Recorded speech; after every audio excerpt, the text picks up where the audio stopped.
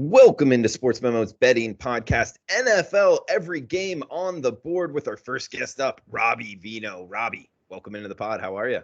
I am good tonight, Drew. How about yourself? Doing good, man. Excited to get your opinions on the top half. Then we got minty bets coming in for the second half of the podcast. So first game up, 4-5-1, 4-5-2, Dallas at Detroit. Limited marketplace here, Robbie. What's going on? Any views on betting Dallas versus the Lions?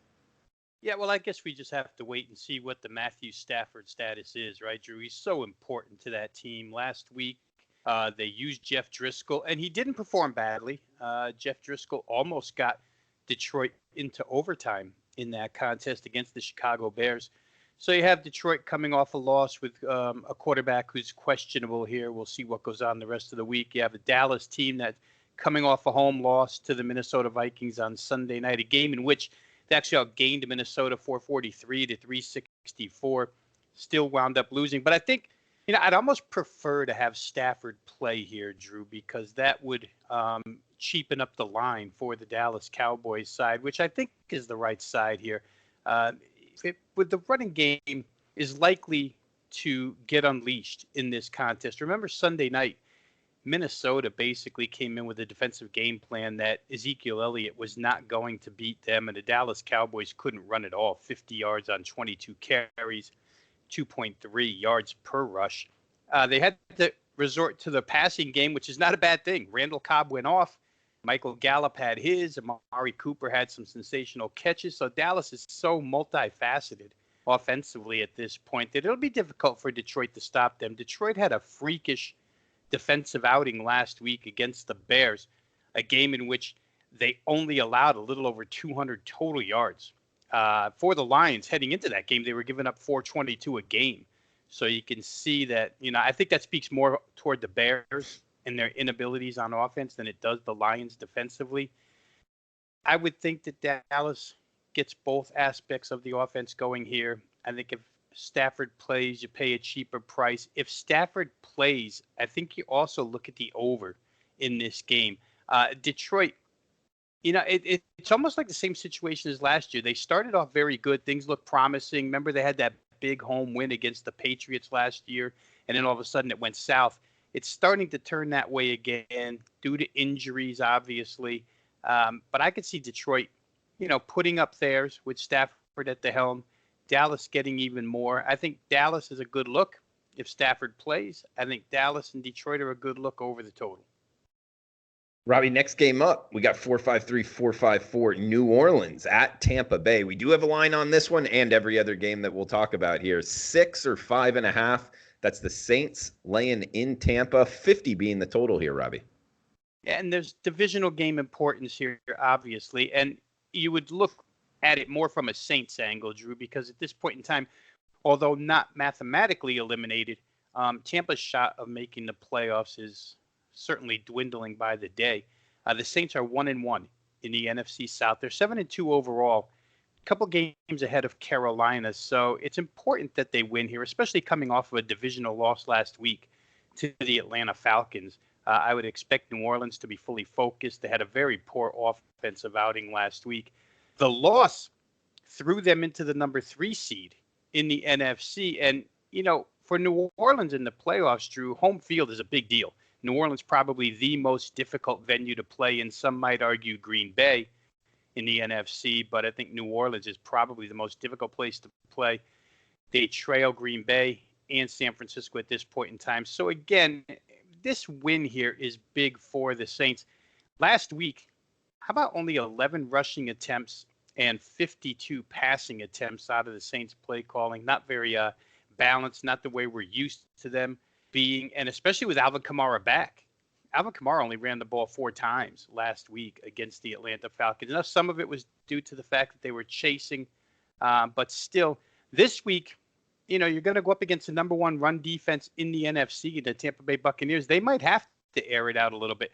The good news is we have one meeting already this year to go ahead and kind of gauge off of. And in that game, October 6th, the Saints win it 31-24. But I just want to point something out here real quick about Tampa Bay's offense, which is obviously the anchor to their team. The pass offense has been great. Ronald Jones lately has brought an added dimension to the running game. But in that first matchup, Tampa Bay couldn't run the football, 22 carries, 94 yards, and they couldn't throw the football, 15 of 27 for 158. If you go back and check into that game, Drew, you'll find out that Tampa Bay scored 14 points out of their 24, 7 of them off an interception return that got back to the 20-yard line. And from there, Jameis Winston threw a 26-yard touchdown pass after a penalty. And then they scored on the game's final drive. They went 78 yards in about 50 seconds, and Jameis Winston hit a 33-yard touchdown. So a couple of scores there that are, one, obviously turnover-driven, the second one meaningless because it didn't help Tampa Bay cover at all. So perhaps the New Orleans defense has this Tampa Bay offense figured. Coaches like to fix what went wrong the first time. I don't know if Tampa Bay can fix it here. I think New Orleans minus the points probably the right side. Good stuff, Robbie. On the first two games, we got third game up here. Atlanta at Carolina, staying in the same division here. Plus, we got Atlanta. I believe that's where Colin Kaepernick is doing his workout on Saturday, though. Not sure if that has anything to do with too much to do with the Falcons more than any other team in the NFL. But either way, Robbie, back on the field, 49 being the total. Carolina laying 4 at home. You know, I went round and round with this game, Drew, and I'm still not at a definitive point here, but I'll say this. If you believe that what we saw last week out of the Atlanta Falcons is some sort of turnaround in their season, then you'll probably be on Atlanta in this game like the money. And you just check what's happened here with the betting public so far this week. Game open 7, it's pushed down to 4.5. There's nothing but Falcons money coming in wheelbarrows full for this game. And there's nothing but under money. 54 down to 49. Atlanta and under seem to be very, very popular choices here. Obviously, there's a lot of sharp money involved there to bring it down as far as it's been brought down this early in the week. That would signal to me that there's, somebody out there who really believes in what the Atlanta Falcons did defensively to the New Orleans Saints last week. I just don't know that I can get there. Is it a mirage, or is it something that Dan Quinn did during the bye week to get his team to get 6 sacks against the New Orleans Saints? I mean, this team had 7 sacks all season long, and they come up with 6 against Drew Brees. Kind of crazy what went on last week. The Falcons, Drew, they remain a frustrating offense. Even though they won that game last week, they kick 4 field goals, 26 of their points, 26 points total, 12 come on field goals. And field goals to where, they get pretty deep into New Orleans territory. They have to kick one. They get to the 13-yard line. They have to kick one. They get to the 19-yard line. They have to kick one. They get to the 20-yard line. They have to kick one. I think the farthest was a 43-yard field goal. So the fact that Atlanta doesn't produce touchdowns bothers me here. I think if you're just looking at simple keys and what might be difference makers in this game fundamentally on the field, I would start with the Carolina Panthers pass defense, which, first of all, leads the NFL in sacks of the quarterback. Matt Ryan's been banged around quite a bit this year. Carolina has 36 sacks to lead the entire NFL. Secondly, I'd say their pass defense overall, ranking number 11, as opposed to the Atlanta Falcons, which ranks number 30, is a big, big difference also. If the Panthers can keep their quarterback upright, which, again, you have to decide whether or not you think what Atlanta did last week is real and is going to be consistent for the remainder of the season. If you do, then don't follow this advice. But Carolina is very balanced on offense, and I don't know that they're going to get to Kyle Allen. San Francisco is the only team that made Kyle Allen uncomfortable this year because they took away Christian McCaffrey, and they had the pass rush to get after Kyle Allen. They buried him.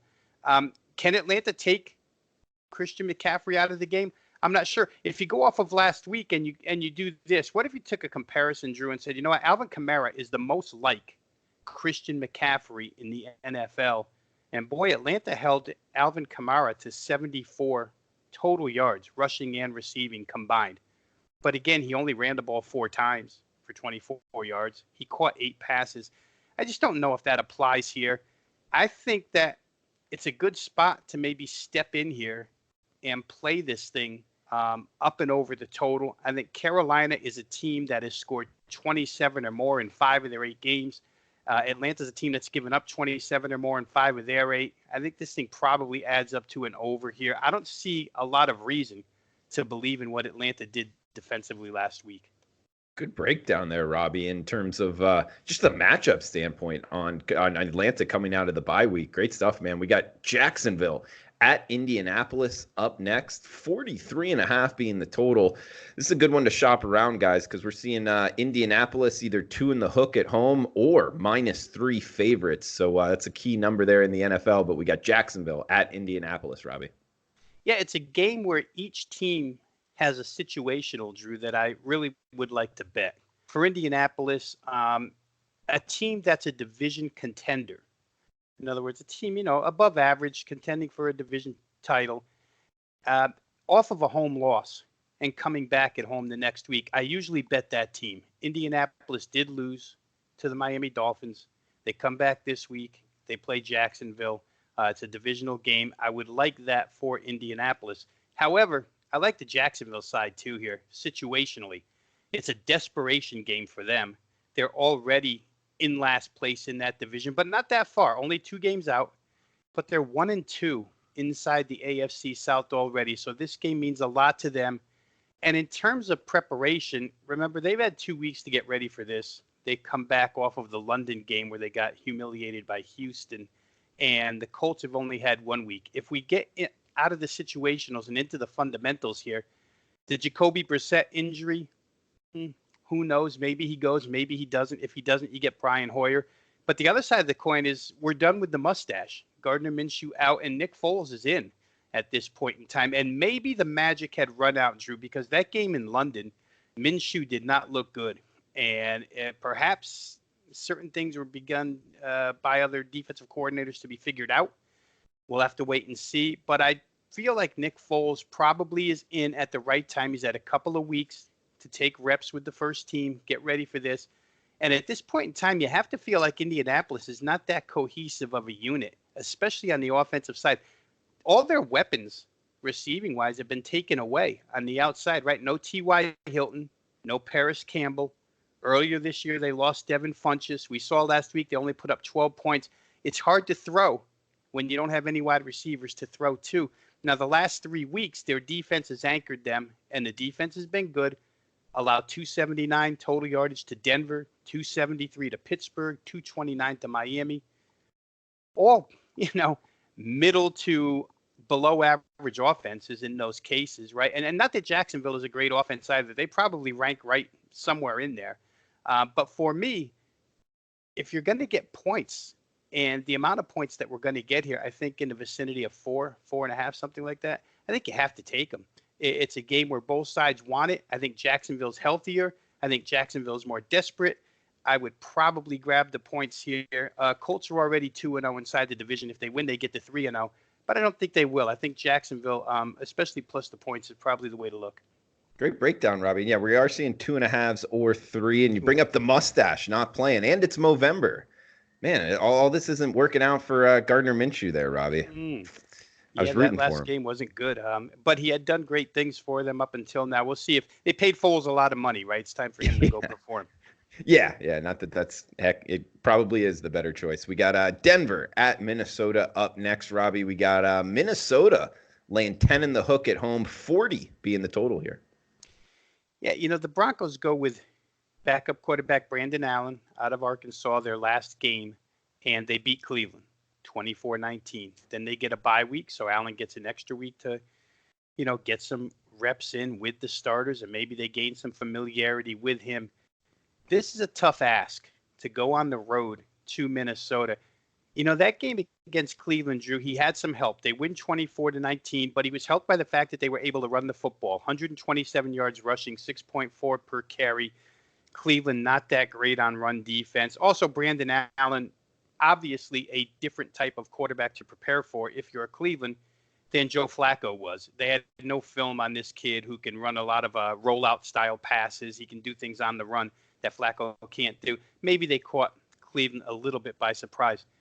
But what's pretty alarming is, Denver wins the game. Yeah, they run a little bit on Cleveland, but they only had 40 total plays in the entire game, or excuse me, 43. Cleveland had 73 plays, minus 30 in total plays for the Broncos, minus 11 minutes in time of possession. If you need the running game to help Brandon Allen out, you probably won't get it here. Minnesota is extremely difficult to run against. We just talked about it, and we saw it last week. They shut down Ezekiel Elliott and that Cowboys offensive front, which opens up huge holes for him. The Denver offensive front is nothing like that. Philip Lindsay is nice, but he's not Ezekiel Elliott. And if that running game goes away, can Brandon Allen win this game with his arm? And I think that's what Minnesota's going to try and do. They're going to make Denver one-dimensional and see if, in fact, he can win the game with his receiving core led by Cortland Sutton, maybe Noah Fant, the tight end out of Iowa. I don't know if it's possible. You know, the preparation time may play into Denver's hands here. Like I say, they've had 2 weeks. Minnesota played Sunday night, so it's a little bit of a shorter week. They travel from Dallas back home. One key outside of the fundamentals and the 22 guys on the field at once would be Vic Fangio, the head coach of the Broncos, and he comes from Chicago. He game planned for Minnesota a few years there, and he knows that team pretty well. He game planned against Kirk Cousins and these guys last year twice. So perhaps Denver comes up with a real good defensive game plan. What it all leads me to is probably an under. Denver's been a great defense all season long, only allowing 309 yards per game. Minnesota, you know, it's one of those non-conference deals where you're a double-digit favorite and maybe you take the game for granted. So I think probably lower scoring, Drew, in this contest. 10's too much for me to lay, but I don't want to take it with Denver either because I think it could get away from them if they're unable to run the ball and maybe they turn it over because Allen's making mistakes. I don't want to trust him on the road. But I think under the total is a pretty safe place to go.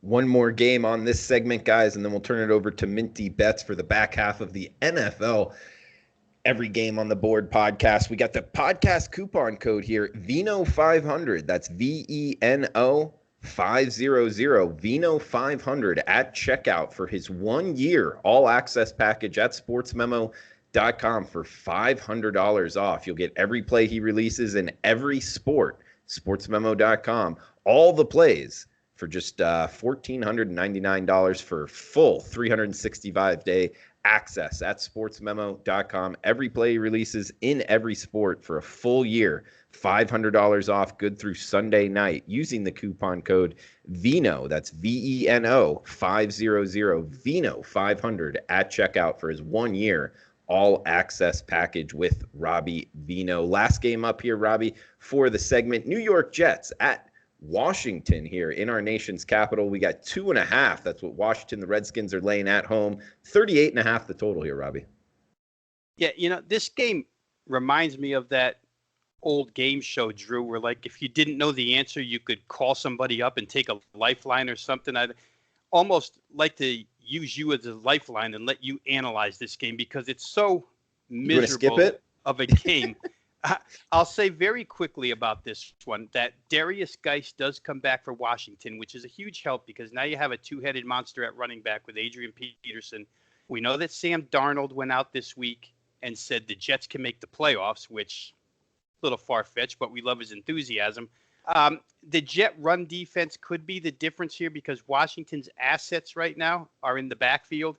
Poor Dwayne Haskins is hung out to dry with no offensive line and very little in the terms of receiving core. But I can't pick a winner. I can't trust the Jets here, Drew. I don't want to have the Redskins laying points here. The Redskins have only scored, I think, 6.5 points a game in their last 2 games on average. So it's, maybe you could look toward the under. The weather's going to be good. I checked that out to see if there would be a weather problem here. But, in the mid-Atlantic, they're going to have about 40-degree weather for that contest. I won't play this game. I don't have anything really insightful to tell the viewers on this one because I can't find anything insightful to help myself make a bet. So I'm sure I can't do anything to help somebody else make a bet in this contest. Fair enough, Robbie. That's good enough for me. And just quick question here, a little bonus section. One, I'll go back to the NFL. Two points here. The first point, though, that shirt, man, that Missouri shirt, the black and the gold here on the collar, that looks cool, man. Missouri's really doing something with their polos there. But we got the Gators in Missouri. I know you know a lot about the program there. I kind of like the Gators here, though, in a moderate price range. How do you feel about that Missouri-Florida game? Yeah, I think so. And you know what, Drew? I liked the Gators last year in Gainesville, and Missouri destroyed them.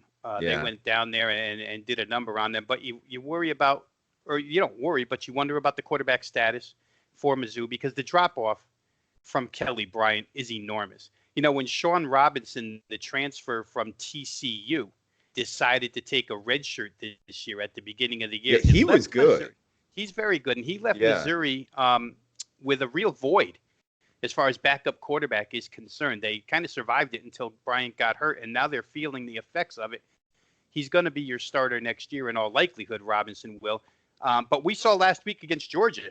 Now, Georgia's a brutal defense to go up against, but Missouri really couldn't move the football. So I think Florida's probably the right side. And real quick with the Mizzou shirt, I know earlier in the week I wore Belmont, and it wouldn't be fair to my youngest son if I didn't put Mizzou on to end the week. So I got to be fair to both boys here. I got you, Robbie. And the whole Robinson playing quarterback thing, couldn't he still play in this game and get his red shirt with the new rules, or no? Is that out of the question? Yeah, you know, it happened right away to start the season where they just said, nope, we're not going to play you at all this year. It was a mutual decision. Coach Odom, the player, just get ready for next year. We're not going to use you. So they've gone with a couple of freshmen. We saw last week, one with a little bit of promise, the third teamer. But I don't know that you're going to show that promise against this Florida defense, against this Florida pass rush. Florida's got something to play for here. Like I say, Mizzou went down there and just destroyed this team last year. And it's still possible, Drew, that Kelly Bryant could play in this game. I mean, he was close to playing last week against Georgia.